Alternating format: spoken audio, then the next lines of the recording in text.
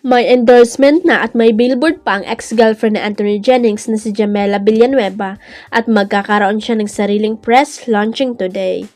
May magandang epekto rin naman ang naranasan niyang sakit sa ex na aktor matapos ang matagal nilang relasyon. Ilulunsad siya bilang brand ambassador ng Ampong Dental Essential. Naniniwala raw ang kumpanya na si Jamela ay perpektong endorser para sa nasabing produkto dahil kinakatawan nito ang empowerment, courage at authenticity na kilala sa walang takot na paninindigan para sa kanyang katotohanan at nagbibigay inspirasyon sa iba na gawin din ito na of course ay tungkol ito sa pagtindig niya ng madiskubre ang tungkol kina Anthony at Maris Racal. Sa pagsisimula niya sa isang bagong kabanata sa kanyang buhay, kinakatawan din daw ni Jamela ang katatagan na naayon sa programa ng Ampong Dental Essential ayon sa President and CEO Dr. Camille Ampong Casas. Maalalang nilantad ni Jamela ang di umano'y relasyon ni Anthony sa kanyang collab team na si Maris Racal, kalakip ang mga resibo ng nasabing di umano'y relasyon nila. Sabog yun sa social media at ang andaming nakisawsaw.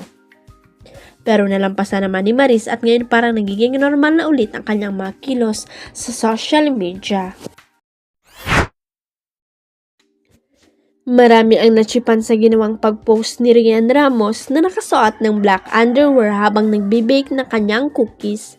Ipinost ni Rian ang kanyang mga larawan sa Instagram at kwento ang kanyang obsession sa cookies.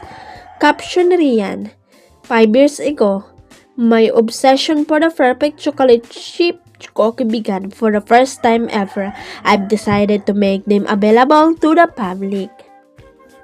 Sabi ng mga netizen, kailangan nakapanty pag gumagawa ng cookie, ganun ba Diyos ko po Marimar?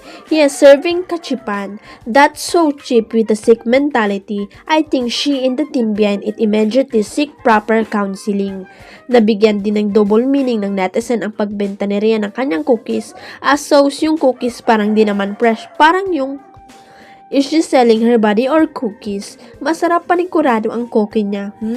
Ano kaya ang reaksyon ng boyfriend ni Rian na tumatakbo pa naman for a public position sa nalalapit na halalan sa comment ng netizen, especially this one, flat chest plus butt. Ang lungkot siguro nito.